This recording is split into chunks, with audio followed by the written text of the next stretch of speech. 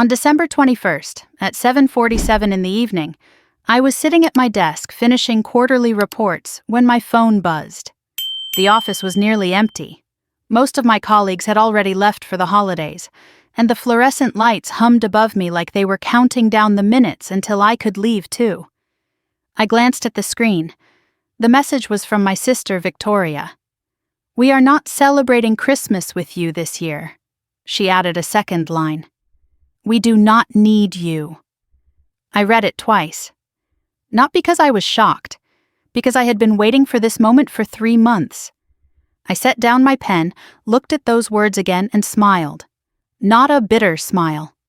A real one. Then I typed back one word: cool. I let my thumb hover over the send button for exactly 2 seconds before adding a second line. Then my financial commitments to this family end today. My attorney has been notified. I hit send and placed my phone face down on the desk. Victoria thought she was delivering a punishment. She thought I would cry, call back, beg for forgiveness like I always had.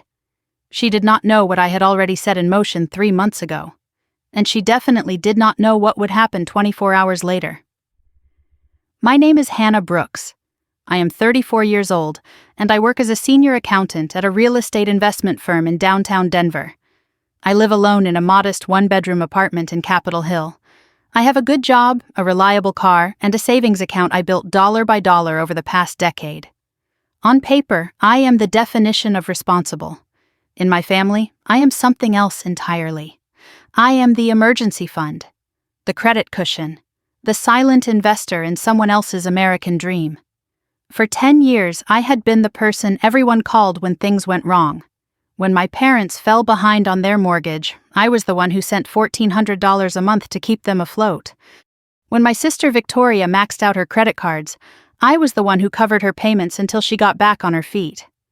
When the family wanted a vacation to Cancun, I was the one who fronted the deposits that somehow never got repaid.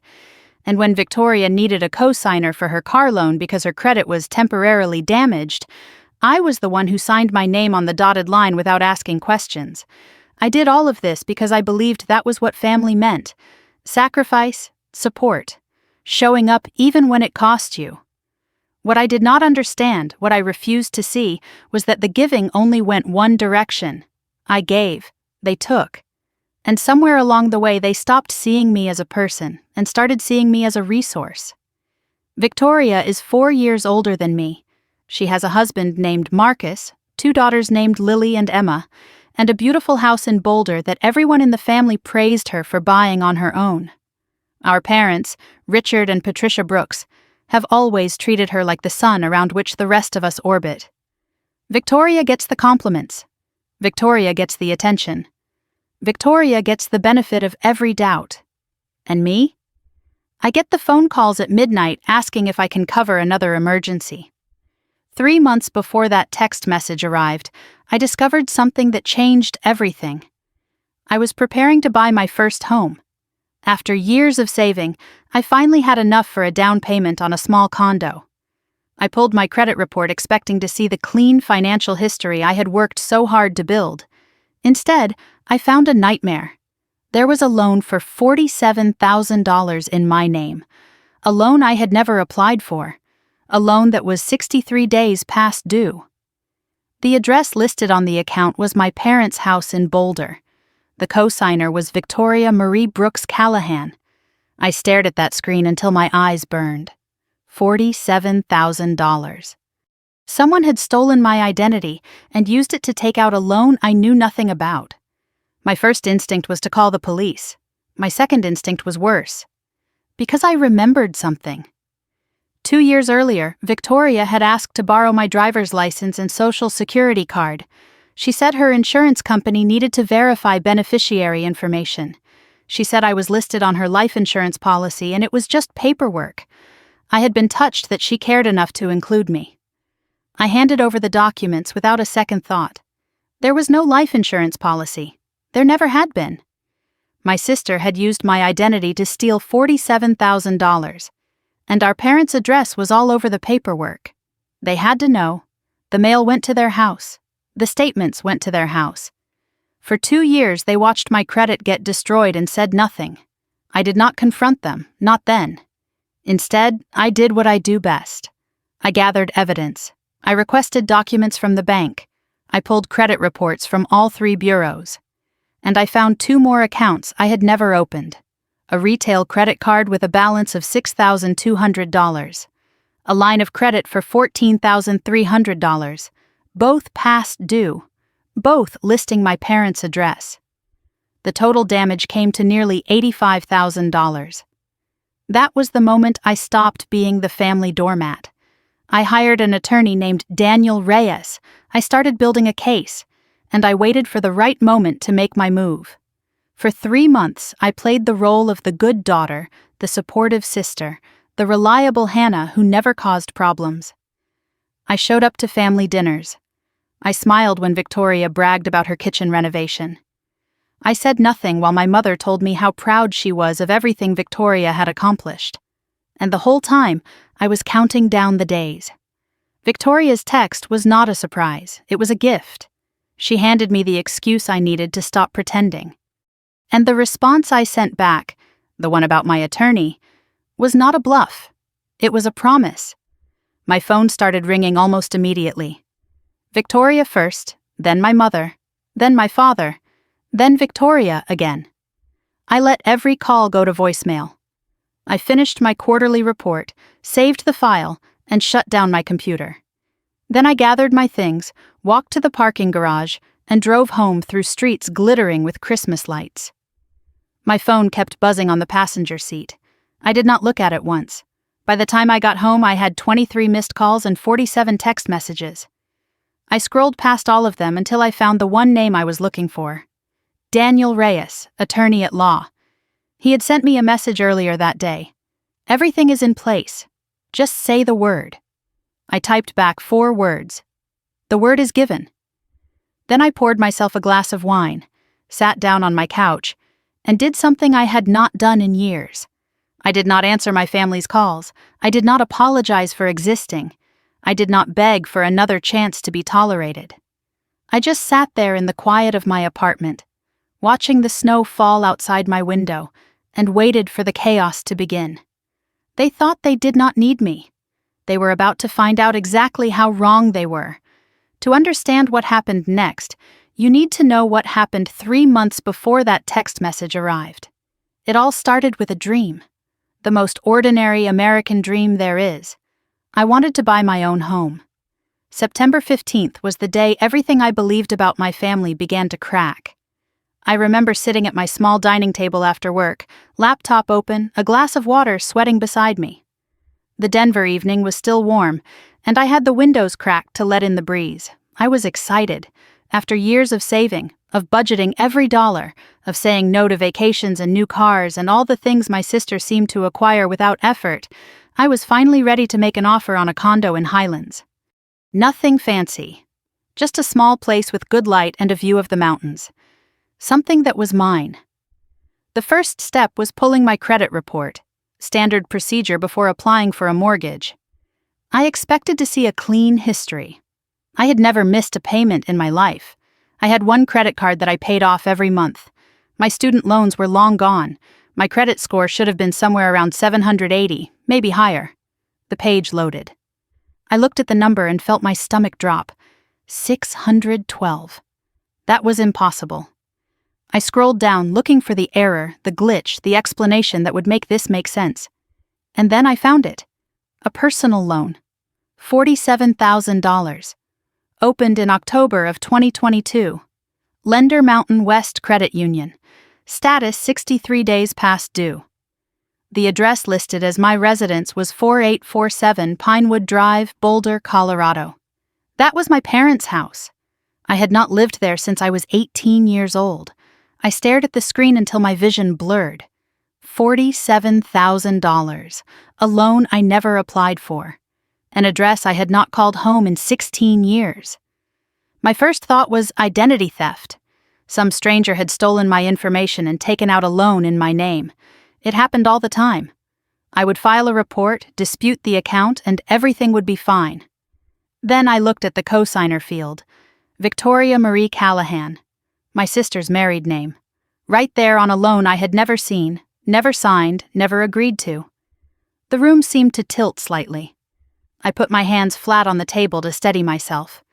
There had to be an explanation. Victoria would never do something like this. Not to me, not to her own sister. But even as I thought that, a memory surfaced. October 2022. 2 years earlier. Victoria had called me one evening, her voice unusually warm. She said she needed a tiny favor. Her insurance company required verification of beneficiary information. She told me I was listed on her life insurance policy, and they needed copies of my identification to confirm everything was legitimate. Just paperwork, she said. Nothing to worry about. I had been touched. Victoria rarely showed me that kind of consideration. The idea that she had named me as a beneficiary on her life insurance policy made me feel for once like she actually cared, like I mattered to her beyond what I could provide. I drove to her house that weekend and handed her my driver's license and social security card. She made copies while I played with Lily in the living room. A week later, I forgot all about it. There was no life insurance policy. I understood that now, sitting at my kitchen table with a credit report that proved my sister had forged my signature. She had not borrowed my identity for paperwork. She had borrowed it to steal $47,000. I did not cry. I did not scream. I just sat there, feeling something cold settle into my chest. The death of trust is a quiet thing. It does not announce itself with thunder or tears. It just slips away, leaving a hollow space where belief used to live. The next morning, I called Mountain West Credit Union. I kept my voice steady as I explained that I had not opened this account and needed documentation. The representative was polite, apologetic, clearly trained to handle situations like this. She said she would send me copies of all loan documents within 5 to 7 business days. Then she said something that confirmed what I already suspected. "Ma'am, I am showing a co-signer on this loan. A Victoria Callahan. Is that someone you know?" I nearly dropped the phone. "Yes," I said. "That is my sister." The documents arrived on September 22nd. I remember staring at the envelope for 10 minutes before I found the courage to open it. Inside was everything I needed to understand exactly how thoroughly I had been betrayed. The loan application listed all my correct personal information: my social security number, my date of birth, my employer, my annual income. The purpose of the loan was listed as home improvement and debt consolidation. All correspondence had been sent to my parents' address in Boulder. The phone number on file was Victoria's cell phone. The email address contained my name but was one I had never created. And then there was the signature page. My name signed in handwriting that was close to mine but not quite right. The loops were slightly different. The slant was off by a few degrees. A good forgery, but still a forgery. I held it up next to my actual signature on my driver's license. Anyone looking closely could see the difference. Victoria had not just stolen my identity. She had created a shadow version of me, one that lived at our parents' house and apparently needed $47,000 for home improvements. Home improvements for a house I did not own. I photographed every page. I created a digital backup on a secure cloud drive. And then I did something that surprised even me. I did not call Victoria. I did not demand an explanation.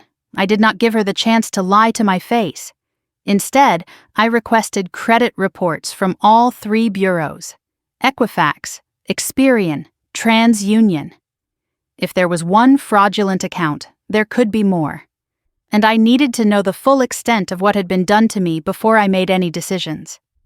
2 days later, I found the second account. A retail credit card from JCPenney. Credit limit $8,000. Opened in March of 2023. Current balance $6,200. Payment status 90 days past due. Shipping address for all purchases was Victoria's house in Boulder. 3 days after that, I found the third.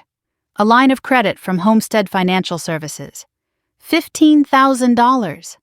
Opened in January of 2024, just 8 months earlier. Balance $14,300. Status in collections. I did the math on a piece of paper, my hand trembling slightly as I wrote the numbers. Personal loan, $47,000. Retail card, $6,200. Line of credit, $14,300. Late fees and accumulated interest, approximately $17,000. Total damage, $84,500. My sister had stolen $84,500 in my name. And my parents' address was on every single account. The statements went to their house. The collection notices went to their house. For 2 years, they had watched this happen and said nothing to me. They knew. They had to know. I sat with that realization for a long time. The sister I had helped through every financial crisis. The parents I had supported with thousands of dollars in mortgage payments. They had looked me in the eye at every family dinner, accepted my generosity, praised Victoria for her accomplishments, and never once mentioned that they were complicit in destroying my future. I could have called the police that night. What Victoria did was a felony. Multiple felonies. Identity theft, forgery, bank fraud. She could go to prison for years. But I did not make that call. Not because I wanted to protect her, because I knew my family. I knew how they operated. If I confronted them now, they would lie. They would gaslight. They would make me the villain. Victoria would cry. My mother would take her side. My father would tell me I was overreacting. And somehow, by the end of it, I would be the one apologizing. I had seen that play too many times before. I knew how it ended. So I made a different choice. I would gather evidence. I would understand the full scope of what they had done. And I would find an attorney who could tell me exactly what my options were. The next week, I found Daniel Reyes. And what he discovered made $84,000 look like pocket change. Because Victoria had not just stolen my credit. She had stolen from our parents, too. And the house they thought they owned, the one I had been paying the mortgage on for 5 years, was not theirs anymore. They just did not know it yet. Daniel Reyes had an office on the 14th floor of a building in downtown Denver. The walls were lined with diplomas and certificates, and the bookshelves held thick volumes on fraud law and financial crimes. He was a former prosecutor in his mid-40s with calm eyes and a reputation for being thorough. I found him through a recommendation from a colleague who had gone through a messy divorce. He handles complicated situations, she told me, the kind where family and money get tangled up together. I arrived at his office on September 27th, clutching a folder that contained everything I had gathered. Credit reports from all 3 bureaus, loan documents with forged signatures, screenshots of the text conversation where Victoria asked to borrow my identification, bank statements showing accounts I had never opened. I spread it all across his conference table like evidence at a crime scene, which I suppose it was.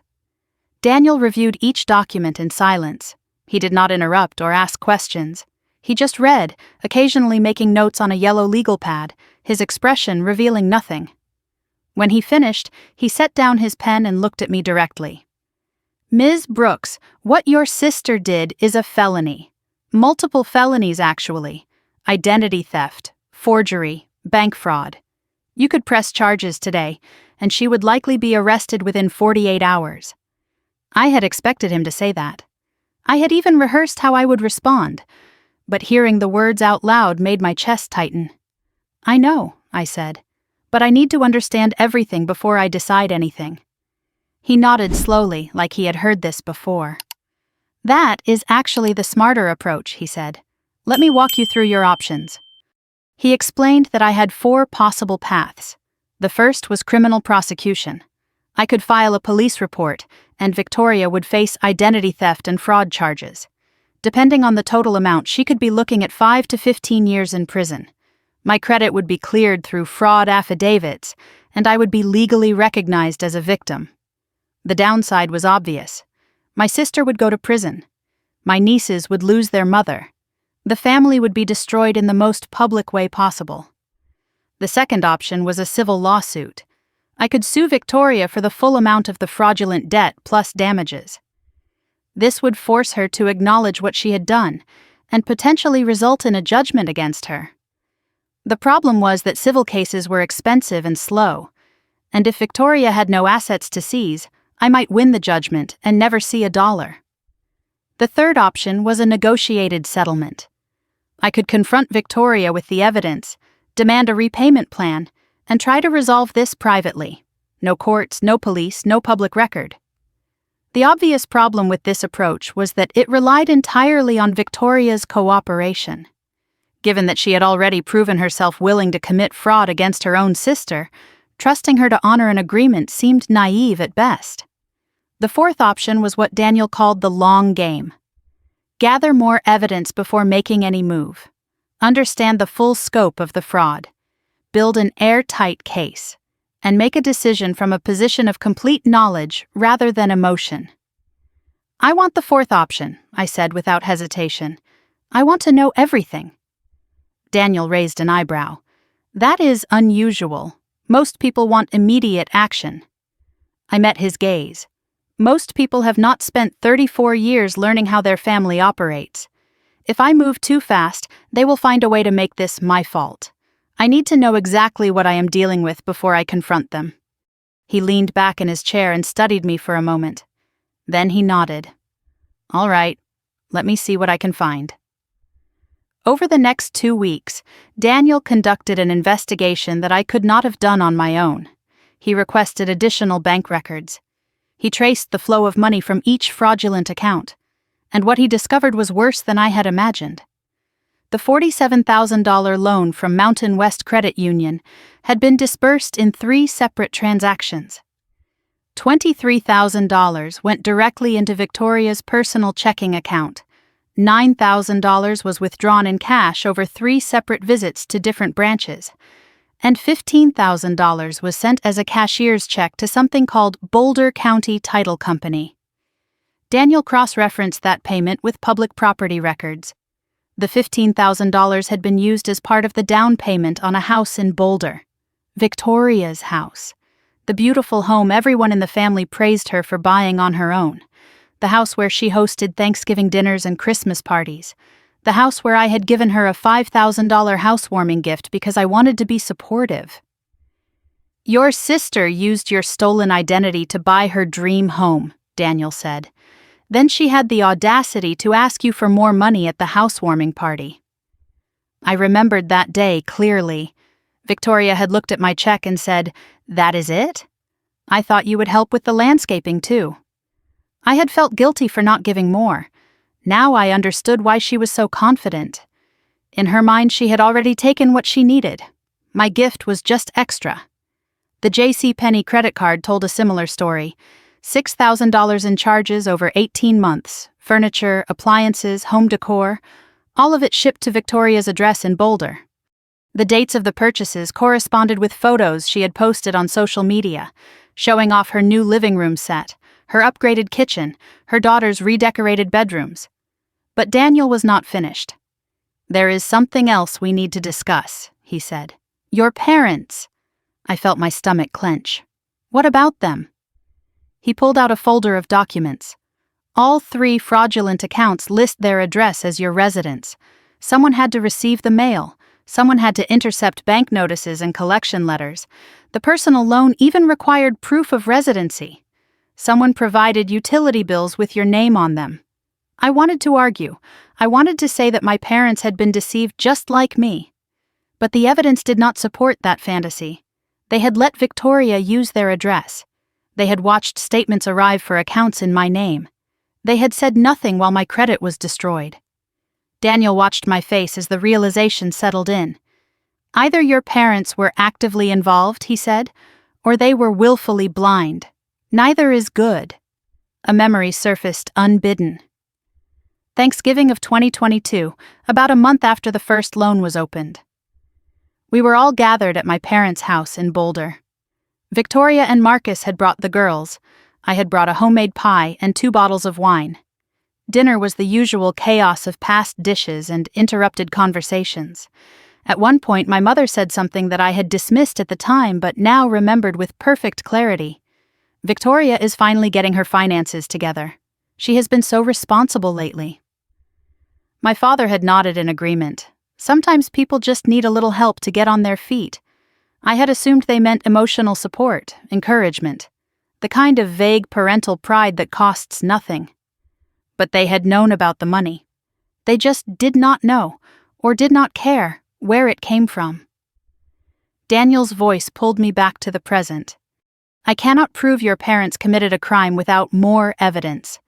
But I can tell you this. They created the environment that made this possible.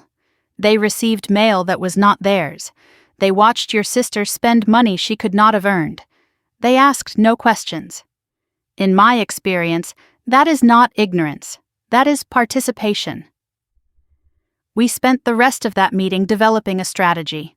Daniel advised me to continue paying the minimum payments on the fraudulent accounts to prevent them from going to collections, which would trigger phone calls that might alert Victoria. I was to document every family interaction from that point forward, save every text message, note every conversation, and most importantly, I was to give no indication that I knew anything. "You want me to keep pretending?" I said. He nodded. "I want you to protect yourself by letting them think they have won. It is the hardest thing, but it is also the smartest. So that is what I did." For the next month, I attended family dinners at my parents' house. I smiled when Victoria talked about her kitchen renovation plans. I listened politely when my mother praised Victoria's interior design choices. I played with Lily and Emma in the backyard while the adults discussed holiday plans. And the whole time I was watching, waiting, gathering evidence. They had no idea. They looked at me and saw the same Hannah I had always been. Quiet, reliable, easy to ignore. They did not see the folder growing thicker on my kitchen counter. They did not see the emails I exchanged with my attorney. They did not see the woman I was becoming, one who would no longer accept betrayal as the price of belonging. On October 25th, my mother called with a special request. "We have decided to do Christmas differently this year," she said. "Victoria is hosting at her new house. It is time she took on more responsibility." Then came the real reason for the call. "But we need you to help with the costs. Victoria is stretched thin with the mortgage. Could you handle the catering and maybe the gifts for the girls?" The total she was asking for came to approximately $3,000. For a Christmas celebration at a house partially funded by my stolen identity, hosted by the sister who had committed fraud against me. I told her I would check my budget and get back to her. Then I hung up and stared at the wall for a very long time. They wanted me to pay for Christmas at the house my stolen money helped buy. And that was when I realized something important. Victoria's greed was not the disease. It was a symptom. The real problem was my family's complete inability to see me as anything other than a resource to be extracted. But the moment that truly broke something in me came a week later, at a family dinner where my mother said 7 words that I would never forget. 7 words that made me realize I had been invisible my whole life. And 7 words that sealed my decision to make them see me, finally, completely, unforgettably. I sat on my couch that night with my second glass of wine, watching the messages pile up on my phone. It was 9:30 on December 21st, and my family had spent the last 2 hours trying to reach me. The evidence folder sat on my coffee table, thick with documents that told the story of their betrayal. Outside my window, Denver glittered with Christmas lights. Inside my apartment, I finally let myself read what they had sent. Victoria's first text came at 7:53, just 6 minutes after I sent my response about the attorney. "What do you mean your attorney? What attorney? Call me back now." The capital letters made me smile. Victoria always shouted when she felt control slipping away. My mother texted at 7:58. "Hannah Marie Brooks, you call your sister immediately. This is not how we raised you." She had used my full name, the way she did when I was a child, and had done something to disappoint her. Which was often. My father's message arrived at 8:12, and the fact that he had texted at all told me how serious they considered this situation. Richard Brooks did not text. He barely knew how to use his phone. "Your mother is very upset. Whatever this is about, we can discuss it like adults. Call home." Then Victoria again at 8:34. "You are being ridiculous. We were going to invite you eventually. Stop being so dramatic." I read that line 3 times. "We were going to invite you eventually." Like I was an afterthought, like my presence at Christmas was a favor they might bestow if I behaved properly. I moved on to the voicemails. There were 4 of them. The first was from Victoria at 8:02. Her voice was angry and clipped. "Hannah, I do not know what game you are playing, but this is not funny. You cannot just threaten to cut us off financially. We have arrangements. Call me back." I paused at that word. Arrangements, not agreements, not help you have generously given. Arrangements. Like I was a subscription service she had signed up for without my consent.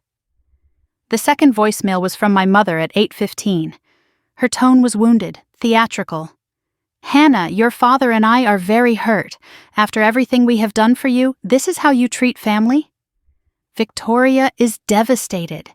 She was so looking forward to hosting Christmas. Please do not ruin this for everyone. I listened to it twice, searching for a single specific thing they had done for me. I could not name one. The third was Victoria again at 8:47. Her voice had changed, gone softer, more calculated. "Look, I am sorry if the text came out wrong. I was stressed about the party planning. Of course we want you there. Can we just talk, please?" The apology that was not an apology. Sorry if it came out wrong. Not sorry for what I said. Never that. The fourth voicemail was from my father at 9:15. His tone was stern, patriarchal, the voice he used when he wanted to end a discussion. "Hannah, your mother has a headache from all this stress. Whatever point you are trying to make, you have made it. Now be reasonable and call us back so we can sort this out before Christmas. Be reasonable." Those 2 words had been used to silence me my entire life. I set the phone down and closed my eyes. The voicemails were nothing new. I had heard versions of them for 34 years. But there was one moment that changed everything. One sentence that finally made me see what I had been refusing to see. November 2nd, 7 weeks before Victoria's text. A family dinner at my parents' house in Boulder. Everyone was there that night. My father Richard at the head of the table. My mother Patricia orchestrating the conversation. Victoria and her husband Marcus. Their daughters Lily and Emma, 7 and 5 years old, fidgeting in their seats. And me, sitting in my usual spot near the kitchen, ready to jump up whenever something needed fetching. Dinner followed the familiar pattern. Victoria dominated the conversation. She talked about her house renovations. She bragged about the girls' achievements at school. She mentioned that Marcus had received a promotion at work. My parents listened with rapt attention, nodding and smiling, asking follow-up questions. At one point, I mentioned that I was thinking about buying a condo. There was a brief pause. My mother said, "That is nice, dear." Then she turned back to Victoria and asked about her plans for the kitchen backsplash. After dinner, I helped my mother clean up. This was also familiar. Victoria stayed in the living room with my father and Marcus while I scraped plates and loaded the dishwasher. Through the doorway, I could hear them laughing about something. My mother dried dishes beside me, humming softly. Then she said it. "Victoria is really the heart of this family." I kept washing, my hands submerged in soapy water. She has always been special. You understand, do you not, Hannah? You are dependable. But Victoria, she just lights up a room. I waited for her to add something about me, some acknowledgement that I had value beyond being dependable, but she just kept drying dishes, content with what she had said. Then came the 7 words. "We are so lucky to have her. Not we are so lucky to have you both. Just her. Only her." I did not cry. I did not argue. I finished drying the last dish and told my mother I needed to leave early because I had a meeting in the morning. I drove back to Denver in silence. No radio, no phone calls. Just the dark highway and the weight of 34 years finally settling onto my chest. I sat in my car outside my apartment building for 45 minutes that night. Not crying, just thinking. About all the ways I had tried to earn what Victoria was given without asking. The pattern had been there my whole life. I just refused to see it. When we were children, Victoria got dance lessons and gymnastics and summer camps. I got explanations. We cannot afford both. You understand, right, Hannah? Victoria needs the outlet. She got the bedroom with the window facing the garden. I got the smaller room facing the neighbor's fence. When we were teenagers, Victoria had a sweet 16 party with 40 guests and a DJ. I got dinner at home and a card with $20 inside. Victoria got caught sneaking out at 17 and was grounded for a week. I got caught with a B+ on a math test and was lectured for an hour about wasted potential. When we went to college, Victoria's tuition was paid in full by our parents. 4 years at a state university, room and board included. When it was my turn, they sat me down and explained that they had stretched themselves thin for Victoria and I would need to take out loans. I worked 2 jobs through school while maintaining a 3.8 GPA. Victoria dropped out after 2 years to find herself. No one ever mentioned that the tuition money she wasted was never repaid. When Victoria got married, our parents spent $40,000 on the wedding. 200 guests. A destination venue in Sedona. When I asked years later if they would help with my wedding someday, my mother laughed. "Oh, honey, we will cross that bridge when you find someone." Like finding a partner was something I had failed at, rather than something I had simply not prioritized. When Victoria announced her first pregnancy, my mother threw her a baby shower. 50 guests, catered food, a mountain of gifts. When I earned my CPA license after years of studying, I got a text message. "Congrats!" No exclamation point. The refrain was always the same. Victoria needs more support. Victoria is sensitive. Victoria is going through a hard time. And you, Hannah, you are so strong. You do not need us the same way. Being strong was never a compliment. It was permission to neglect me. I was still thinking about all of this when my phone buzzed with a different kind of notification. Not a text, not a call, an email alert from my bank. Security alert. Unusual login attempt. Someone had tried to access my checking account online. The login attempt came from Boulder, Colorado. The IP address did not match any of my devices. Login status, failed, wrong password. My blood went cold. I logged into my banking app and checked the security logs. There had been 3 failed login attempts in the past hour. 1 on my checking account, 1 on my savings account, 1 on my investment account. All from the same IP address in Boulder. All failed because I had changed my passwords and security questions the week before. I checked the timeline. Victoria's text arrived at 7:47. My response about the attorney went out at 7:48. The first bank login attempt happened at 8:23, exactly 35 minutes after I refused to play along. They were not just panicking about losing my financial support, they were trying to access my actual money. Victoria's text was not just cruel, it was a distraction. While I was supposed to be crying and begging for forgiveness, someone was trying to drain my accounts. I immediately called my bank's fraud line. I reported the unauthorized access attempts. I requested a security freeze on all accounts. The representative confirmed that no money had been taken. All attempts had failed. I sat in the darkness of my living room, phone in hand, the Christmas lights outside casting colored shadows on my walls. For 3 months, I had been building a case, gathering evidence, waiting for the right moment. Victoria had just handed me that moment. I opened my laptop and composed an email to Daniel Reyes. Subject line, Phase 2, ready to proceed. I told him about Victoria's text, my response, and the bank login attempts. I told him I was done waiting. I wanted to move forward with everything we had discussed. His reply came at 11:02. I was about to email you. I found something about the property transfer. It is worse than we thought. My office, 8 a.m., bring everything. I stared at those 3 words. Worse than we thought. I did not know how anything could be worse than $84,000 in fraud and a family that saw me as an ATM. But I was about to find out that Victoria's theft was not the main event. It was just the opening act. Daniel was already at his desk when I arrived at 8:15. The morning light cut through the blinds in sharp lines, and there was a folder on his desk that I had not seen before. He did not waste time with pleasantries. Before we discuss next steps, I need to show you what I found. He slid the folder across the desk toward me. The label read, Brooks Property, Boulder County Records. I opened it with hands that were steadier than I expected.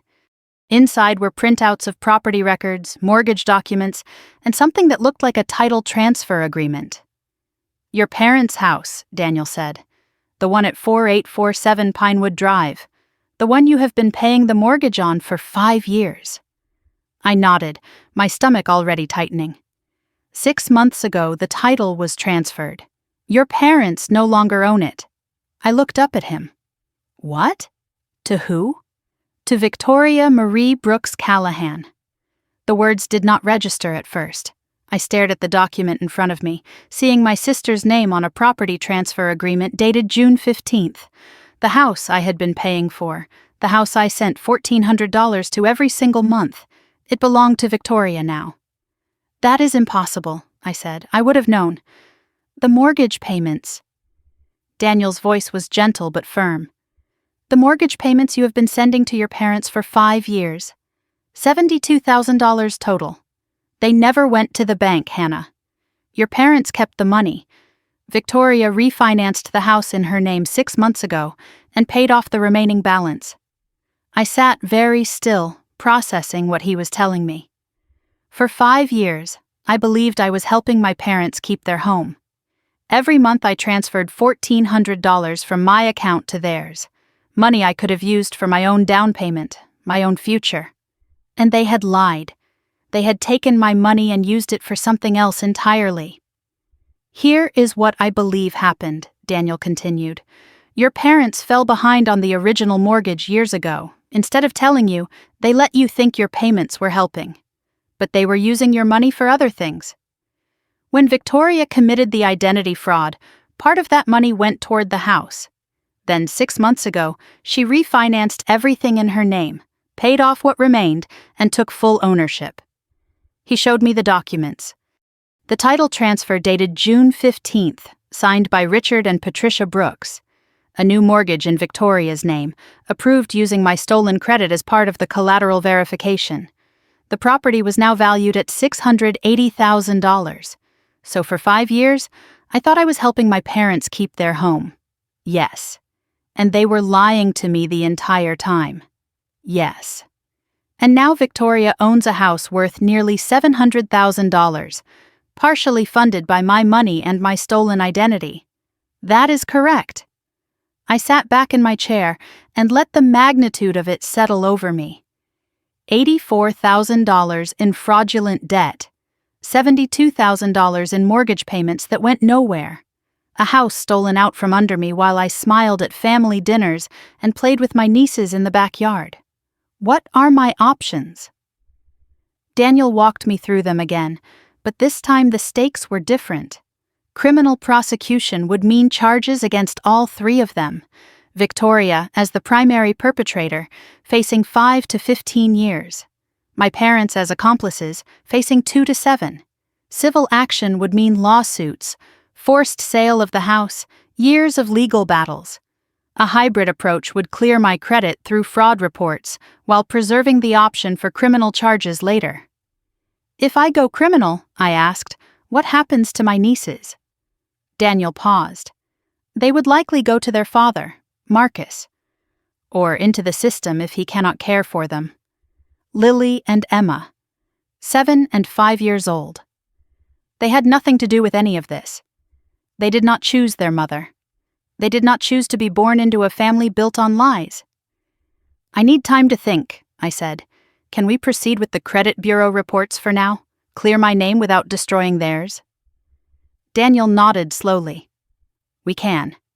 But Hannah, they do not deserve your mercy. Maybe not, but those little girls have not done anything wrong. I drove home in a daze. The Denver streets were bright with midday sun, and everywhere I looked there were reminders of Christmas, wreaths on doors, lights strung on trees, families walking together, arms full of shopping bags. I felt like I was watching it all from very far away. Back in my apartment, I sat on the couch and stared at the wall. The evidence folder was still on my coffee table. Daniel's new documents sat on top, the property transfer agreement with my sister's name typed in neat black letters. Memories surfaced unbidden. Last Christmas, Lily running to me at the door, her face bright with excitement. "Aunt Hannah, Did you bring presents?" I had brought presents. I always did. Art supplies I had picked out specifically for her because I knew she loved to draw. Emma's birthday in March. She had just turned 5, shy and quiet like I was at that age. Everyone else gave her princess dresses and toys that made noise. I gave her a picture book about a girl who becomes an astronaut. She carried it everywhere for months. Victoria rolled her eyes and said she did not understand why Emma was so obsessed with that thing. Last Thanksgiving. Lily had whispered to me in the kitchen while the adults argued about football in the other room. "Aunt Hannah, why does Mommy not like you?" I had frozen, dish towel in my hands. "What makes you think that, sweetheart? She talks different when you are not here, meaner. Those girls knew something was wrong in their family. They saw it even when the adults pretended everything was fine. And now their future depended on what I decided to do." The doorbell rang at 1 o'clock. I had not moved from the couch in over an hour. The sound pulled me back to the present, and I forced myself to stand. Megan Chen stood in the hallway. She was my closest friend and had been my colleague at the firm for 6 years. She took one look at me and pushed past into the apartment. "Jesus, Hannah, what happened?" I told her everything, the lawyer meeting, the house transfer, Victoria's ownership of a property I had helped pay for, Daniel's documents spread across my coffee table like evidence of a crime, which I suppose they were. Megan listened without interrupting. When I finished, she sat beside me on the couch and took my hand. "Okay, let me make sure I understand. Your sister stole $84,000 in your name. Your parents helped her do it. They have been lying about the mortgage for 5 years. Victoria now owns a house worth $700,000 that you partially paid for, and you are sitting here feeling guilty because of her kids?" I pulled my hand away.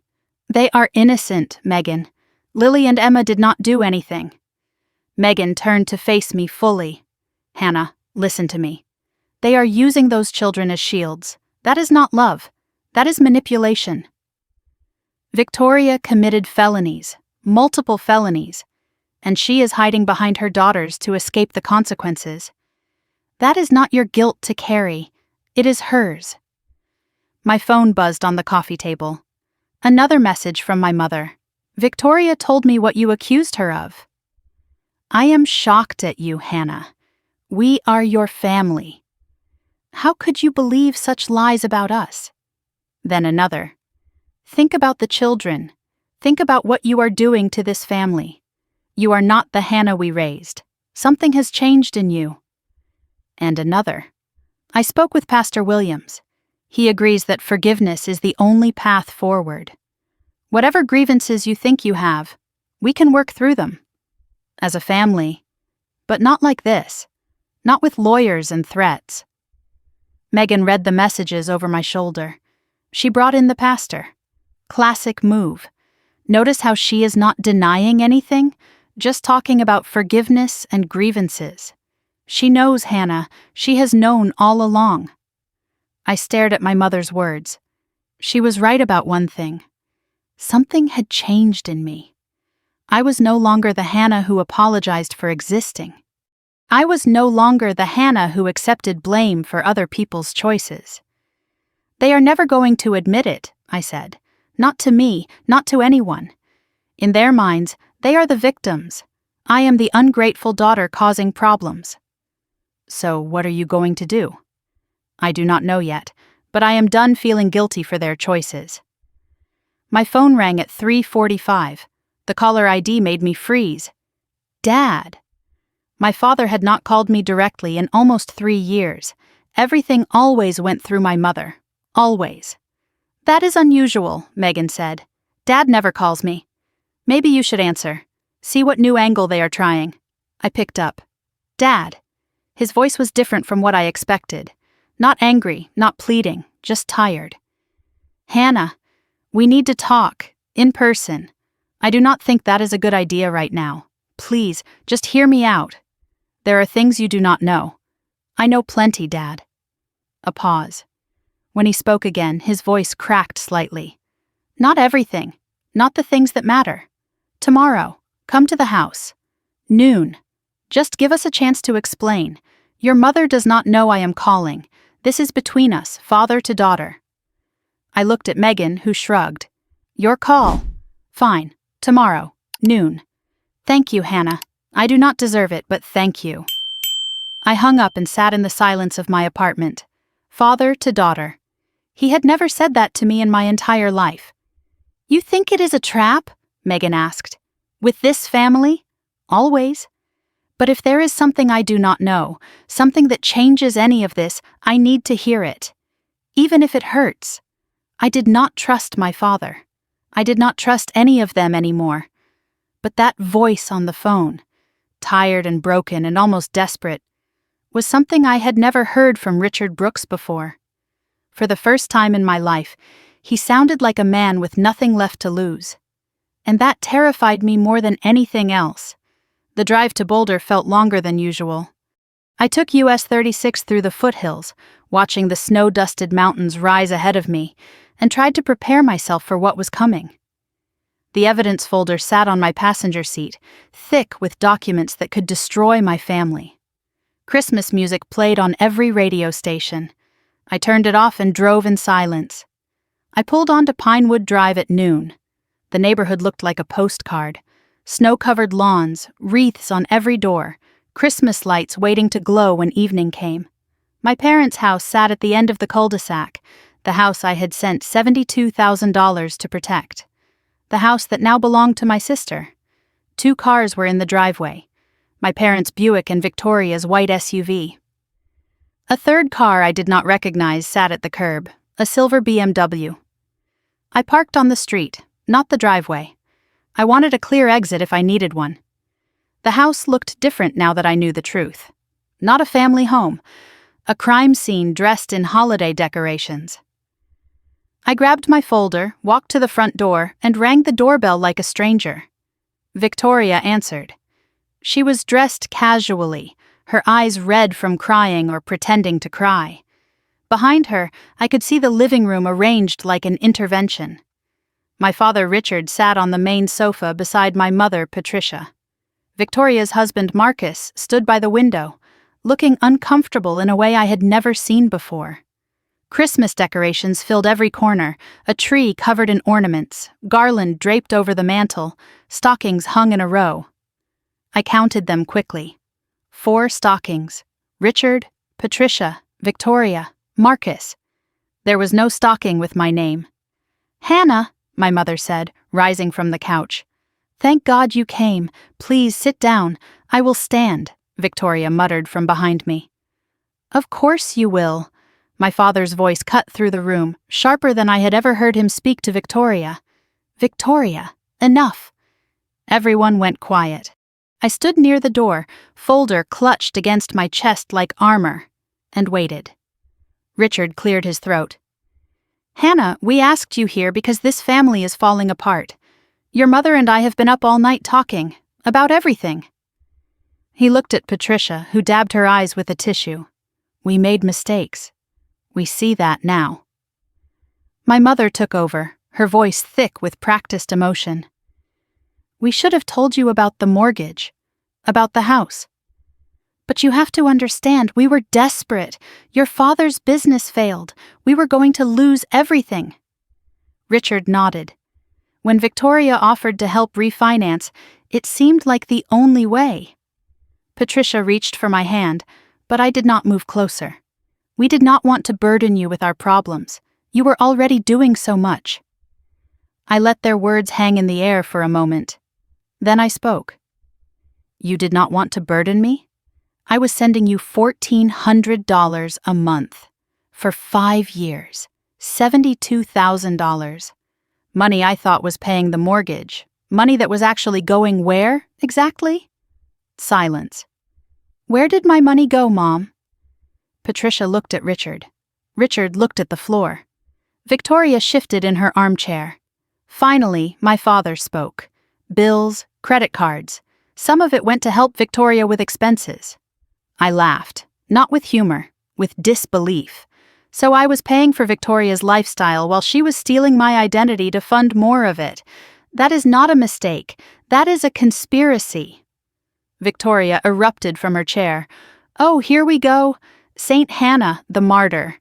You act like you were suffering. You have a good job, a nice apartment, no kids to worry about. Do you know what it is like trying to raise 2 children while Marcus's business was failing? Do you have any idea?" Marcus turned from the window. His face was confused.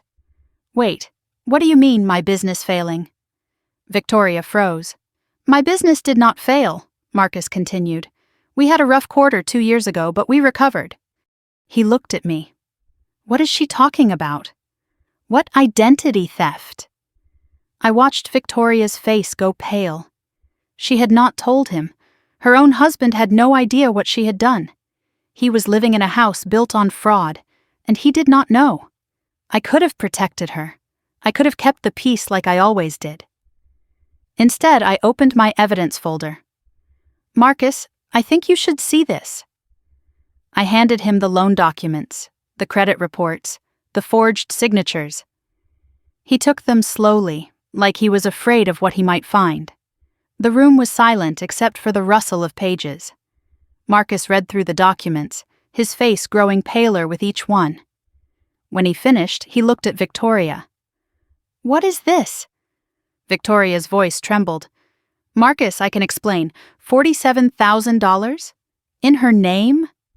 He held up the loan document. "You told me the down payment came from your grandmother's inheritance." Victoria said nothing. There was no inheritance, was there? The silence was her answer. Marcus set the documents down on the coffee table. His hands were shaking. "The house. Our house in Boulder. You told me your parents gifted us the down payment from selling their old car and some savings." "They did help," Victoria started, "but the rest came from stolen money, from your sister's identity." He looked at me. "How much?" "The loan was $47,000. $15,000 went directly to the down payment." Marcus stared at the Christmas tree for a long moment. "We are living in a house funded by fraud." Victoria started crying. Real tears this time, ugly and desperate. I was going to pay it back. I was going to fix everything. "When, Victoria?" Marcus's voice was hollow. "When were you going to tell me our entire life is built on a lie?" He stood up, looked around the room at each of us in turn, and walked toward the door. "I need air. I need to think." He left without looking back. The front door closed behind him with a soft click that felt louder than a slam. Victoria crumpled in her chair, face in her hands. My mother immediately went to her side. "Sweetheart, it is okay. We will fix this. Not a word to me, not a glance in my direction." Even now, with everything exposed, Patricia's first instinct was to comfort the daughter who had stolen from me. I watched them for a moment. The pattern, crystal clear, one final time. 5 years, I said. $72,000. And not one of you thought I deserved the truth. My mother looked up, defensive. "We were trying to protect you." From what?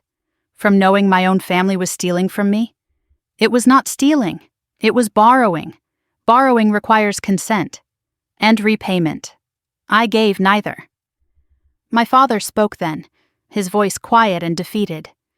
"Hannah, I am sorry. I know it does not change anything, but I am sorry. Your mother and I got in over our heads, and instead of asking for help the right way, we took the easy way." "That was wrong. I was wrong." Patricia glared at him. "Richard!" "No, Patricia. Enough. We did this. We need to own it." I gathered my folder and walked toward the door. Victoria looked up from her mother's arms. "Hannah, wait." I did not stop. My mother's voice followed me. "Look what you have done. You have destroyed your sister's marriage." I paused at the door. "No, Mom. Victoria destroyed her marriage when she forged my name. I just handed Marcus the matches." I reached for the handle. Patricia's voice cut through the room one more time. "Hannah, wait. There is something else you should know." I stopped, but did not turn around. "The house. Victoria's house. It is not just in her name. Your father co-signed the refinance. If you go after Victoria legally, you will destroy him too. His retirement, his credit, Everything. Is that what you want? To put your own father in financial ruin? I turned slowly and looked at my mother, then at my father.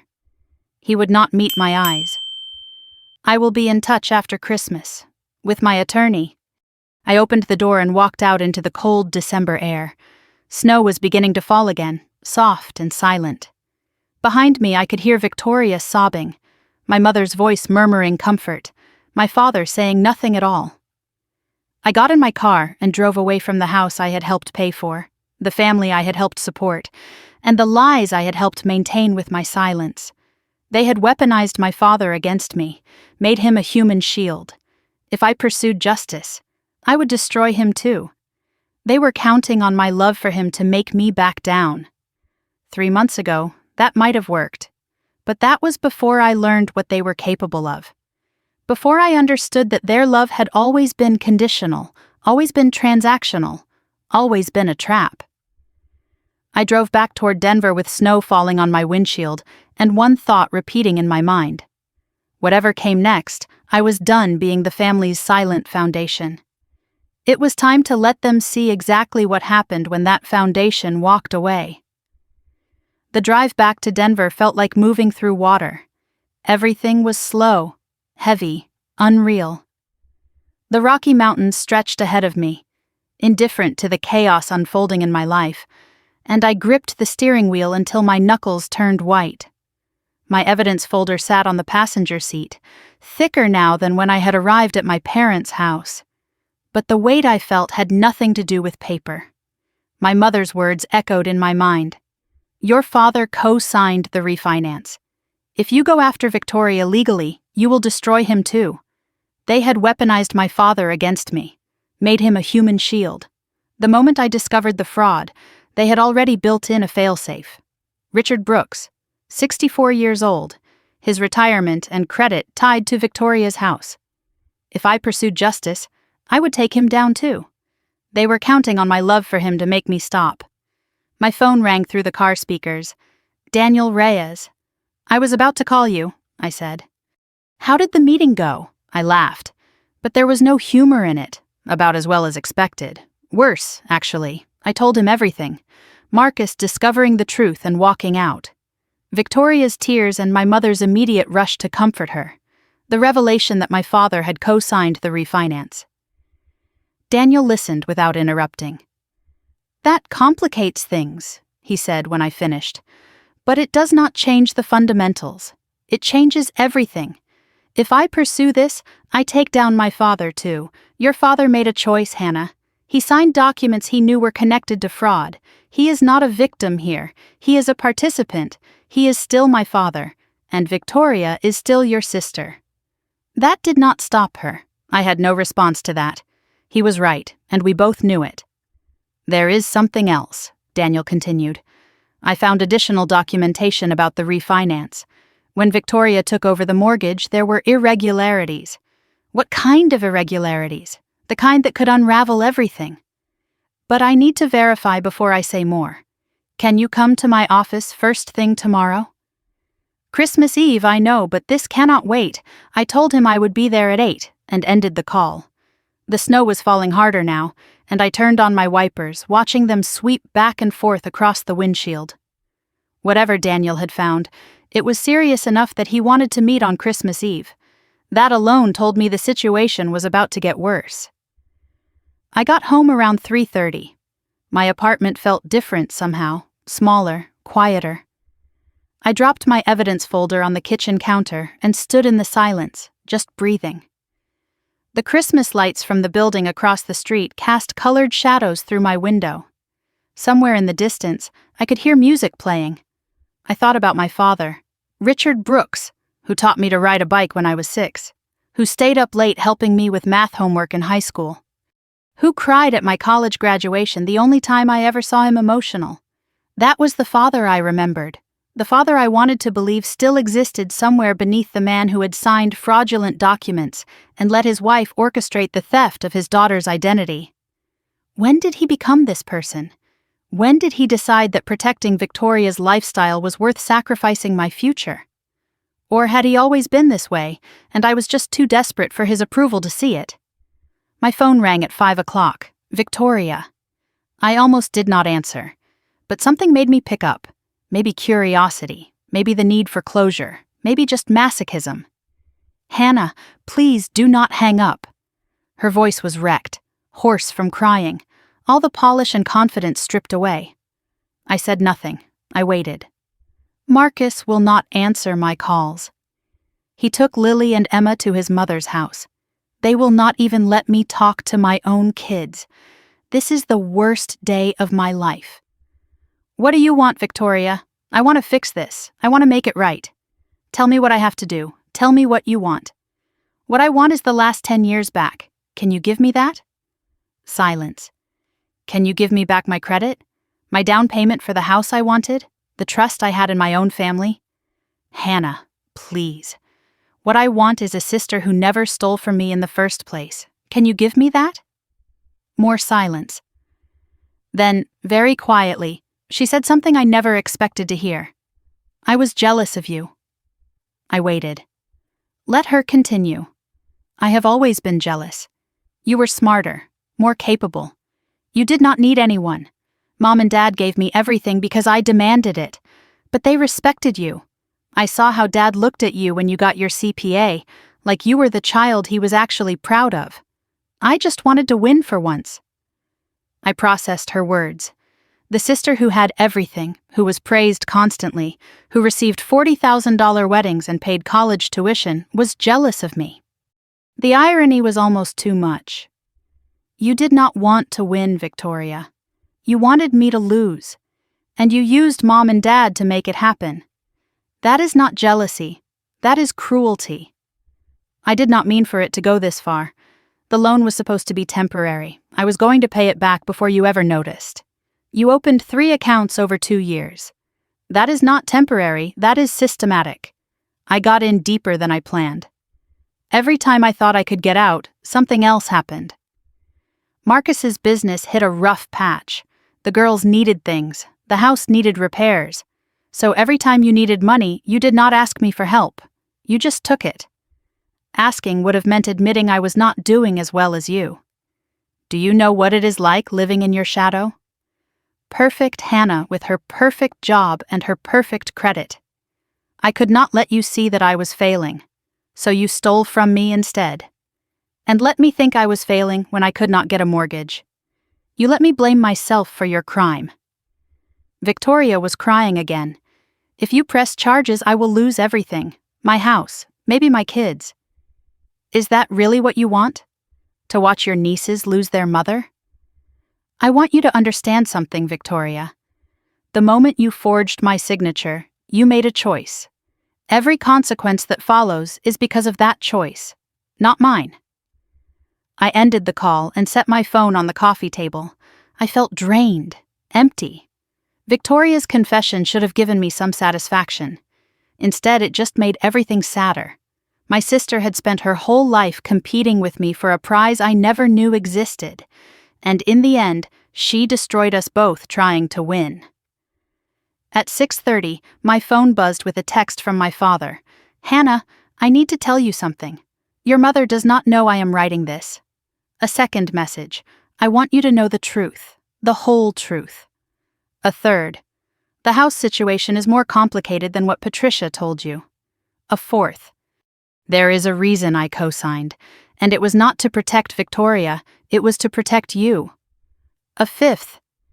Please let me explain, not in front of your mother, just us. I stared at those words. To protect you. Nothing about this situation had protected me. Every piece of it had been designed to take from me. But something in those words caught in my chest. I typed back, tomorrow. After I meet with my lawyer. We will talk. His response came immediately. Thank you, Hannah. I do not deserve it, but thank you. I made dinner that night without tasting it. Soup from a can. Something simple. My mind was churning with everything that had happened and everything still to come. 2 conversations tomorrow. Daniel at 8 in the morning. My father afterward. 2 chances to learn something that might change everything. Megan texted around 8. Heard anything from the family circus? I told her about Victoria's call, the jealousy confession. The children card played again. Classic, Megan replied. What about your parents?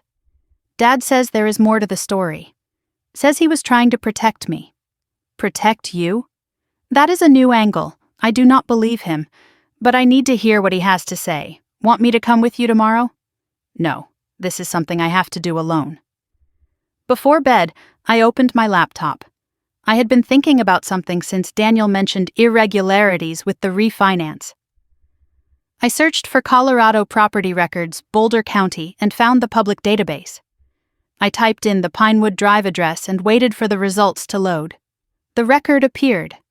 Property owner Victoria M. Callahan. I scrolled down to the mortgage information. Lender First Mountain Bank. Original loan date June 15th. And then I saw something that made my blood freeze. Listed under additional secured parties was a second lien. Lien holder Internal Revenue Service. Amount $89,000. Status active. The IRS had a lien on Victoria's house. $89,000 in back taxes. According to the filing date, the debt had been delinquent since before Victoria took ownership, which meant one thing: someone else's tax debt was attached to that property. I sat in the darkness of my apartment, laptop glowing in front of me, and understood with terrible clarity what had happened. Mom and Dad had not just transferred the house to escape their mortgage problems. They had transferred it to escape the IRS. And Victoria had inherited a ticking time bomb without knowing it. My sister was not just a thief. She was also a victim. And the people who had victimized her were the same people who had victimized me. Our parents. I barely slept. The IRS lien discovery kept replaying in my mind, and I spent half the night researching tax liens and property transfers. By the time my alarm went off at 6:30 on December 24th, I had a clearer picture of what my parents had done. But I needed Daniel to confirm it. Christmas Eve morning in Denver was quiet. Fresh snow had fallen overnight, and the city looked peaceful in a way that felt almost mocking. I made coffee, printed everything I had found the night before, and added it to my evidence folder. The stack of documents was now nearly 2 inches thick. Enough paper to destroy a family. I arrived at Daniel's office at 8:15. He was already there, coffee in hand, files spread across his desk. His expression when I walked in told me everything I needed to know. Whatever he had found was serious. Before we discuss next steps, I need to show you what I found last night. I set my printouts on his desk. IRS lien on the property, $89,000. Daniel nodded grimly. I know, I found the same thing. But there is more. He gestured for me to sit and opened a folder I had not seen before. Let us start from the beginning. Your parents' house, the original mortgage. They took out that loan in 2008. $320,000. By 2019, they had paid it down to about $210,000. That is when things went wrong. I waited, hands folded in my lap. Your father's business failed in 2018. He owed back taxes. Instead of setting up a payment plan with the IRS, he ignored it. The IRS filed a lien against the property in 2020. $89,000. Your parents never told you because they were ashamed, and because you were already paying what you thought was their mortgage. I closed my eyes for a moment, absorbing this. So the money I sent every month was never going to the bank, correct? They were using it for living expenses, credit cards, helping Victoria. The mortgage fell further behind, but they kept taking your money and pretending everything was fine. And the transfer to Victoria? Daniel leaned forward. When Victoria offered to refinance, your parents saw an escape route. They transferred the property to her, thinking it would clear the IRS lien. He paused. It did not. Federal tax liens survive property transfers. Victoria now owns a house with nearly $300,000 in combined debt. The mortgage she took on and the IRS lien she inherited without knowing it. She does not know about the tax part, I said. Daniel shook his head. Based on the documents, I do not believe she does. Your parents transferred their problem to her and let her think she was helping them. I sat with that for a moment. Victoria had committed fraud against me. She had stolen my identity and used it to build a life she could not afford. But she had also been used by our parents. They had handed her a house that came with an $89,000 anchor attached. There is something else, Daniel continued. He pulled out another document. The original mortgage agreement from 2008, standard clause in almost every mortgage, the due on sale provision. I had read about this during my research the night before, but I wanted to hear him explain it. When your parents transferred the house to Victoria, they triggered this clause. It requires the original borrowers to notify the lender of any ownership change. If they do not, the bank can demand full repayment of the remaining balance immediately. Did they notify the bank? No, they hid the transfer. The bank does not know Victoria owns the house. Payments are still coming from an account in your parents' name, funded by Victoria's refinance money. It is a shell game. And if the bank finds out about the unauthorized transfer, they can call the entire loan due. $215,000, payable immediately.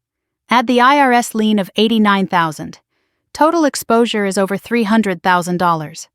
I processed the numbers. Who can tell the bank about the transfer? Daniel paused. Anyone with knowledge of it, including you. You have been making payments you believed were going to that mortgage. You have standing. So if I notify the bank about the unauthorized transfer, I said slowly, the bank could foreclose. Victoria loses the house. Yes, your parents would be on the hook for any deficiency, and the IRS would still pursue their lien against whoever has assets. That would destroy all of them. Yes, financially, at least. Victoria would lose everything. Your parents' retirement would be wiped out, and given the fraud involved in the original transfer, there could be criminal exposure too. I stared at the documents spread across Daniel's desk. 3 months ago, I had discovered that my sister stole $84,000 in my name. Now I was holding evidence of a conspiracy that went far deeper: tax evasion, mortgage fraud, a due-on-sale violation that gave me the nuclear option. I do not want to destroy them, I said finally. I just want what is mine. Daniel nodded. Then we use this as leverage, not as a weapon. We draft a letter outlining what you know and what you are prepared to do. We give them a chance to make this right before you pull the trigger. He opened his laptop. What do you want, Hannah? Specifically. I thought for a moment, then spoke. I want the $84,000 in fraudulent debt removed from my name, completely. I want the $72,000 I paid toward the mortgage repaid.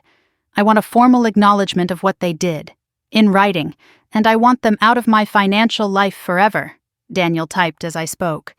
We will make this formal, clear, undeniable. The letter took shape over the next hour. Paragraph by paragraph, Daniel built a document that laid out everything.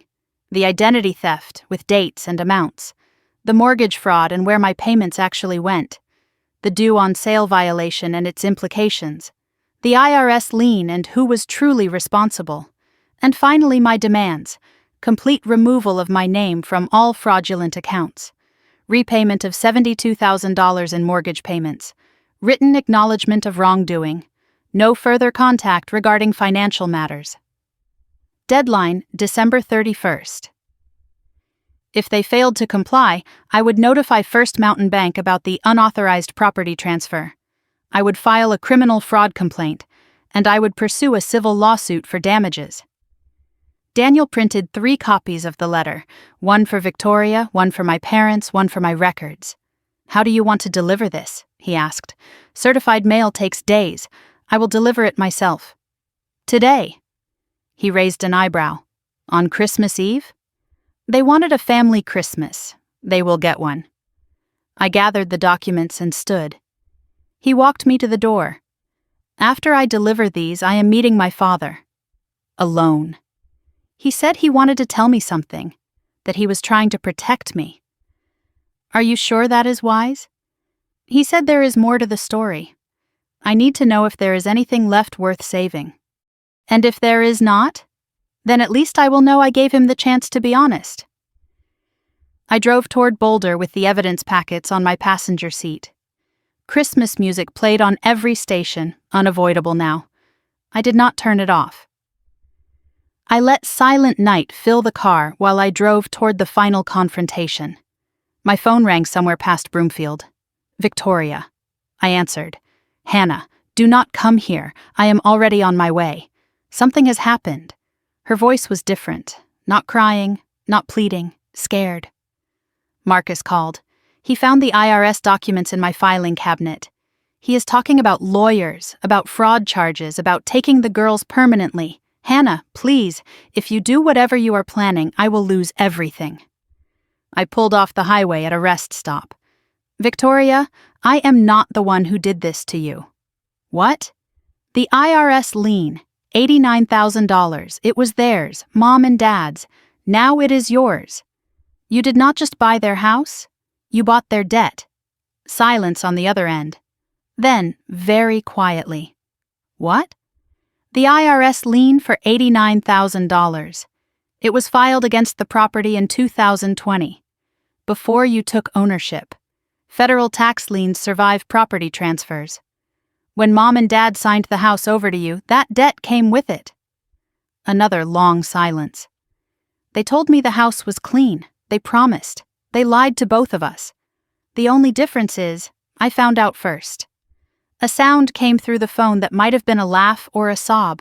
I could not tell. Victoria, I am coming to deliver something. A letter from my attorney. It outlines everything I know and everything I could do. You have until December 31st to respond. But before you make any decisions, you should know something. Dad wants to meet with me alone. He says there is more to the story. I am giving him one chance to tell me the truth. Hannah, wait. But I had already ended the call. I sat in the parking lot with the engine running and snow falling on my windshield. In 2 hours I would face my father with evidence of his betrayal in my hands. In 2 hours I would find out if anything he had ever told me was true. But first I had a letter to deliver. Merry Christmas, Victoria. I pulled onto Pinewood Drive at 2 o'clock. The neighborhood was picture perfect. Snow-dusted lawns, wreaths on doors, Christmas lights waiting for evening. Victoria's white SUV sat alone in the driveway. My parents' Buick was gone. The house looked different now that I knew everything. Not a family home, a crime scene dressed in holiday decorations, $680,000 on paper, $300,000 in debt underneath. And my sister inside, waiting to learn that the life she had stolen was built on quicksand. I parked on the street and grabbed the evidence packet from the passenger seat. Daniel's letter sat on top, crisp and official on his letterhead. I walked to the front door and rang the bell. Victoria answered after a long moment. She looked worse than she had sounded on the phone. No makeup, hair unwashed, eyes swollen from crying. She was still in pajamas at 2 p.m. on Christmas Eve. Behind her, the house was a mess. Toys scattered across the floor, dishes piled in the sink. The Christmas tree lights were off. Hannah. I did not think you would actually come. I said I would. I held out the envelope. This is from my attorney. She took it with trembling hands. What is it? Everything. The fraud, the mortgage, the IRS lien. And what I am prepared to do if we cannot reach an agreement. Hannah, please. Can we just talk? Without lawyers, without... We are past that, Victoria. Read the letter. You have until December 31st. Her face crumpled. The girls are not here. Marcus took them to his mother's. He says he is filing for divorce. Full custody. I might lose my children, Hannah. Does that not mean anything to you? It means everything to me. That is why I am giving you a chance to make this right before it gets worse. Read the letter. Then we will talk. She clutched the envelope against her chest like it might protect her from what was inside. Where are you going? To meet Dad. He said he has something to tell me. Something shifted in Victoria's face. Fear, confusion, something else I could not name. Hannah, wait. Whatever he tells you, there is more to it than you think. More to what? Just be careful. Dad is not the only one who has been keeping secrets. I studied her face for a moment, searching for the manipulation I had learned to expect. But all I saw was exhaustion and something that might have been genuine concern. I left her standing in the doorway and drove to downtown Boulder. The coffee shop was called Mountain Brew, a small place on Pearl Street that was half empty on Christmas Eve. My father sat in a corner booth, nursing a cup he had not touched. He looked 10 years older than he had 2 days ago. Gray stubble covered his jaw. His clothes were rumpled like he had slept in them. His eyes would not stay still. I slid into the booth across from him. I did not order anything. I set my evidence folder on the table between us like a barrier. "Thank you for coming," he said. His voice was hoarse. "I was not sure you would. You said you had something to tell me, something about protecting me." He nodded slowly. "I do. But first, I need you to understand something. Everything I did, every mistake, every lie, I thought I was doing the right thing. For who?" He met my eyes for the first time. "For you, Hannah. It was always for you." I did not believe him. But I waited. Let him explain. "When my business failed in 2018, your mother blamed me, said I had ruined everything. She wanted to ask you for money directly, a lot of money, $50,000 to pay off our debts and start over. I stayed silent, listening. I said no. You had already given us so much over the years. It was not fair to ask for more. That is when she came up with the mortgage plan. You would think you were helping us keep the house, but the money would go to other things. I should have stopped her. I did not. And the identity theft?" Richard's face twisted with something that looked like shame. "When Victoria needed money for the house, Patricia saw an opportunity. She convinced Victoria to use your information, told her you would never find out. Victoria did not want to at first. She knew it was wrong. But your mother has a way of making things seem reasonable, necessary. You are blaming Mom for everything Victoria did? I am telling you your mother orchestrated most of it. Victoria was the tool. I was the accomplice." He took a shaky breath. "But I tried to protect you where I could." "How?" "When they transferred the house to Victoria, Patricia wanted to put your name on the IRS debt somehow. As a co-signer on the refinance, I refused. Told her if she did that, I would tell you everything. That is why I co-signed instead, to keep your name off the tax liability. I knew it would ruin me if it ever came out, but at least it would not ruin you." I stared at him. "That is your version of protection? Taking on debt you could not pay while letting them steal from me?" It was the only line I could hold, Hannah, and I held it. I sat with that for a long moment. My father, the man I had looked up to my entire life, reduced to drawing lines in the sand while his wife and daughter committed fraud. It was pathetic. It was also, possibly, the truth. So Mom is the mastermind. Victoria is the puppet. And you are what?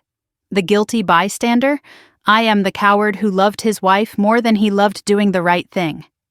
He looked down at his untouched coffee. I have spent 40 years letting Patricia run this family, making excuses, looking the other way. By the time I realized how bad it had gotten, I was in too deep to get out. And the favoritism? Victoria always being the golden child? Richard sighed. That was Patricia, too. Victoria reminded her of herself. Needed to be the center of attention. Needed to be praised. You were like me, quiet, capable, self-sufficient. Your mother did not know what to do with someone who did not need her, so she decided you did not need anyone. And she raised Victoria to believe the same thing. I felt something shift inside me, not forgiveness, not even close, but understanding.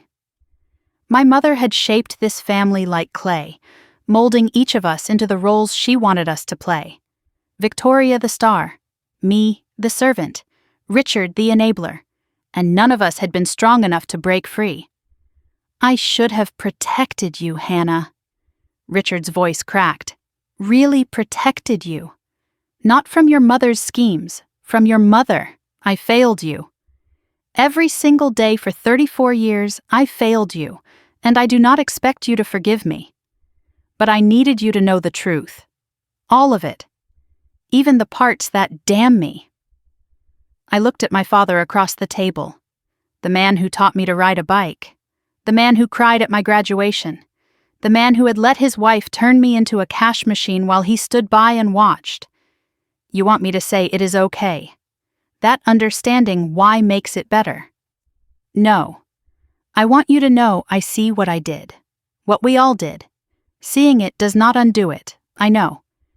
And it does not change what happens next. The letter I gave Victoria. Those demands are real, I know that too. Can you meet them? The money? The acknowledgement? All of it? I do not know. Patricia controls the finances. She always has, but I will try. Whatever it takes, I will try. Then try, because December 31st is not a suggestion. It is a deadline. He nodded, tears forming in his eyes. I am not forgiving you, Dad. I do not know if I ever can. But I am glad you told me the truth. Finally. That is more than I deserve. I gathered my folder and stood, but before I could take a step, my phone rang. Victoria, I answered. Hannah, it is Mom. What about her? She found out Dad met with you. She found the letter. She started screaming, saying Dad betrayed her, that you have destroyed everything. And then she just collapsed. She is not responding. We called 911. They are taking her to Boulder Medical Center. My heart stopped for a moment. Is she breathing? Yes, but barely. They think it is her heart. Or a stroke. I do not know. Hannah, please, whatever you think of us, she is still our mother. Please come. I looked at my father. His face had gone white. He had heard everything through the phone. I am on my way. I drove to the hospital not knowing if my mother would live or die, not knowing if I wanted her to, and hating myself for not knowing the answer. But one thing was certain. Whatever happened next, nothing would ever be the same. The Brooks family was broken, and I was not sure any of us had the pieces left to put it back together.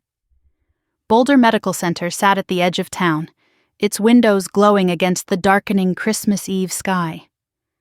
I rushed through the automatic doors at 5:15, the smell of antiseptic and fear hitting me immediately. The lobby was decorated for the holidays. A small Christmas tree stood by the reception desk, tinsel catching the harsh fluorescent light. It felt grotesque. Wrong.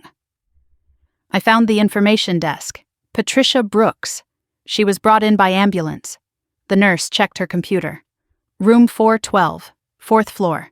Family is already there. I rode the elevator alone, watching the numbers climb. 2, 3, 4. The doors opened to a quiet corridor. Victoria was waiting by the elevator, her face streaked with tears. She is stable, Victoria said before I could ask. It was not a heart attack. The doctors say it was a severe panic attack, stress-induced arrhythmia. They are keeping her overnight for observation. Where is Dad? In with her. She will not let him leave. Victoria led me to a small waiting area with uncomfortable chairs and a muted television playing Christmas movies. We sat on opposite sides of the room. The distance between us felt both necessary and absurd. I read the letter, Victoria said after a long moment. All of it. The IRS lien, the due on sale clause, everything. I said nothing. I waited. You could destroy us, all of us. With one phone call to the bank. Yes. Why have you not?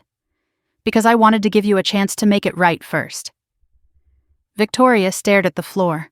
Mom and Dad transferred their tax debt to me. They told me the house was clean, that I was helping them by taking over.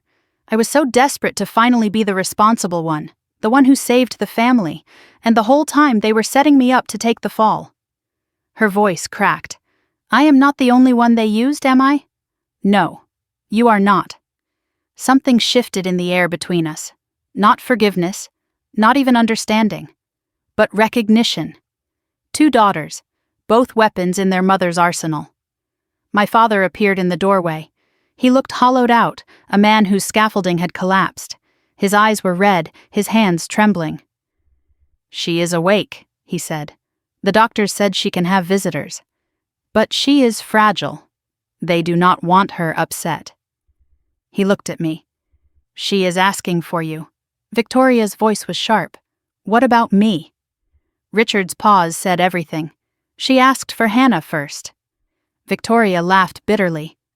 Of course she did. Even now, even in a hospital bed. She is still playing favorites, just not the way she used to. She stood abruptly. I need air. I will be outside. She left without looking at either of us. Richard reached into his jacket and pulled out an envelope. Hannah, before you go in there, I need to give you something. I have been carrying this since yesterday, waiting for the right moment. There is never going to be a right moment. So here. I took the envelope but did not open it. It is a start, he said. Not everything you are owed, but a start. And a document Victoria signed this morning, before all this happened. She is transferring the house back to us, to me and your mother. We are going to sell it, pay off what we can. Why would Victoria agree to that? Because Marcus is leaving her, and without him she cannot afford the payments anyway, and because I told her it was the only way to keep you from going to the police. I opened the envelope. Inside was a cashier's check for $50,000, a signed property transfer agreement, and a handwritten note in my father's shaky script. Hannah, this is everything your mother and I could liquidate immediately. Our savings, some investments, a loan against my retirement. It is not enough. I know it is not enough. But it is a promise. The rest, the $72,000 from the mortgage, the fraudulent debts we will help Victoria clear, I will pay monthly, however long it takes. You deserve more than money. You deserve the years back, the trust, the childhood. I cannot give you those, but I can give you this, my word that I will spend whatever time I have left making this right. Your father. I stared at the check. $50,000. Almost a third of what I was owed. More than I had expected. Less than I deserved. It does not fix anything, I said quietly. I know, but it is a beginning, if you will let it be. I tucked the envelope into my purse and walked toward room 412. The room was small and dimly lit. Machines beeped softly, monitoring my mother's heart. A window showed the evening sky, snow still falling. Christmas lights were visible on buildings across the street. Patricia was propped up in bed, looking smaller than I had ever seen her. The formidable Patricia Brooks reduced to tubes and monitors. Her hair was gray at the roots. She always dyed it, I realized. Always hiding something. Her eyes were closed when I entered, but they fluttered open at my footsteps. Hannah. You came. Her voice was thin and raspy. I stopped at the foot of the bed. Victoria called. I did not think you would. After everything, I almost did not. Silence stretched between us, filled with 34 years of unspoken things. The doctors say I need to avoid stress. A weak attempt at a smile crossed her face. Apparently my heart cannot handle what my mouth creates. I did not smile back. Is that supposed to be funny? Her face fell. No, I suppose not. She closed her eyes for a moment, gathering strength. Richard told me. About your meeting, about what he said. He told you I was the one who planned it all. The mortgage, Victoria using your identity. Was he lying? No. The admission hung in the air. I waited for excuses, for justifications, for the manipulation I had learned to expect. Instead, she said something else. I have spent my whole life trying to control things, people, outcomes. When your father's business failed, I panicked. We were going to lose everything. And you had everything I did not. Stability, good credit, a future that did not depend on anyone else. I told myself I was borrowing from your strength, that you could afford it. I told myself you would never find out, and if you did, you would forgive us. Because that is what you do, Hannah. You forgive. You accommodate. You keep the peace. I stood motionless at the foot of her bed. But you did not. This time, you did not. And when I saw that letter, everything you could do to us, I felt my chest close up. I thought I was dying. Maybe I wanted to. Because the alternative was facing what I had done, who I had become. Her voice broke. A mother who stole from her own daughter, who taught her other daughter to do the same. What kind of person does that? Someone who saw people as resources instead of family. Patricia flinched like I had struck her. Yes. That is exactly what I did. Tears streamed down her face. No performance this time, no manipulation. Just an old woman in a hospital bed confronting the wreckage of her own creation. I am sorry, Hannah. For the text, for Victoria's cruelty, for all of it. I am sorry for raising you to believe you did not matter as much as your sister.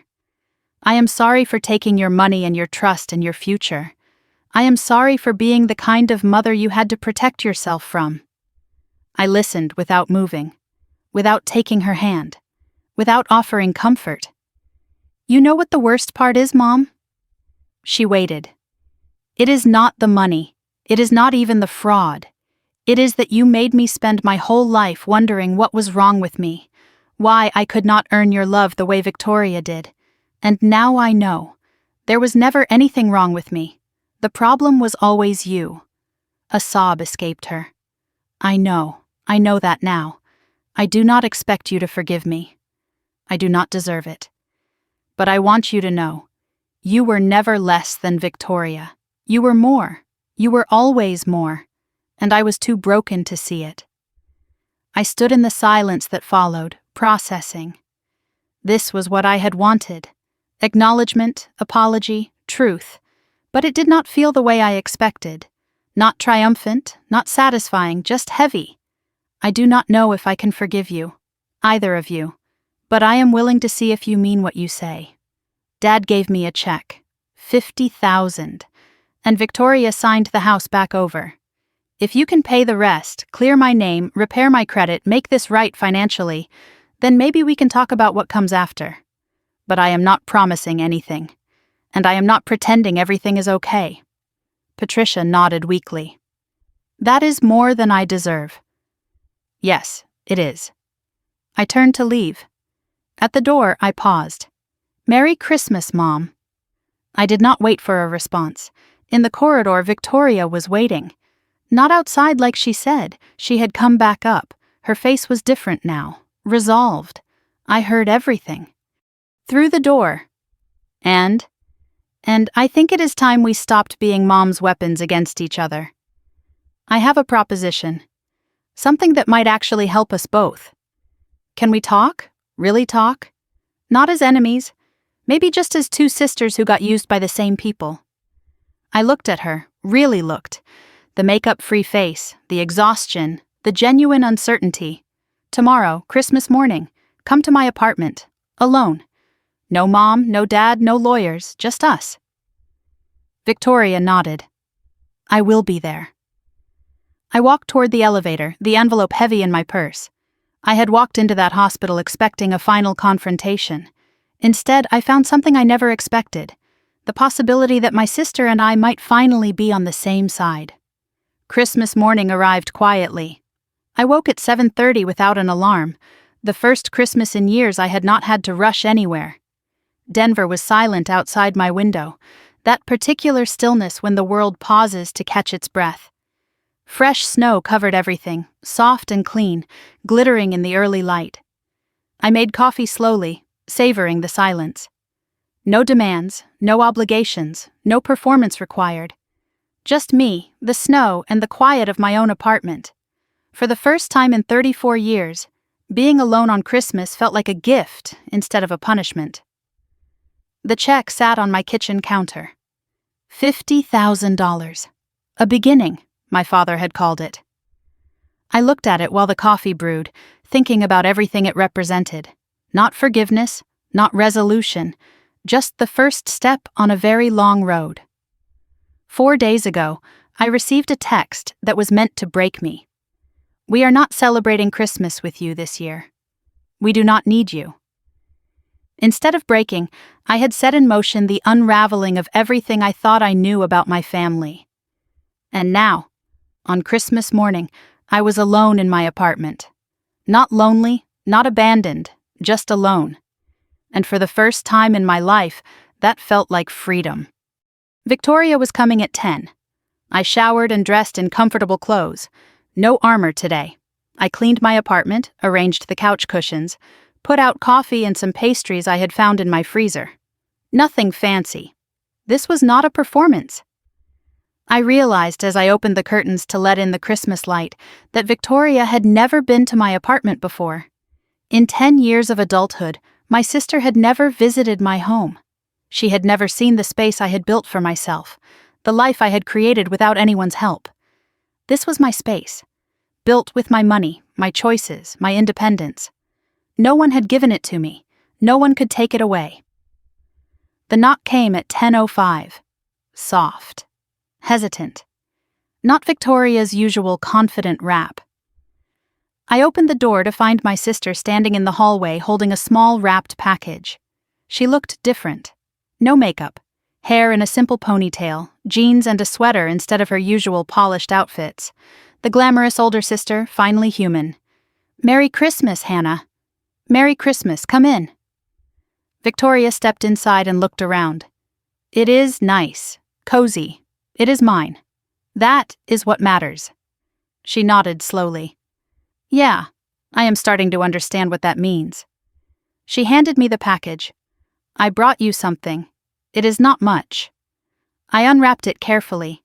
Inside was a framed photograph. Hannah and Victoria, maybe 6 and 10 years old, standing in front of a Christmas tree with our arms around each other. We were genuinely smiling. Before everything got complicated, before we became competitors. "I found it in Mom's old photo albums," Victoria said. "From before she started pitting us against each other. I wanted you to remember that we were not always like this.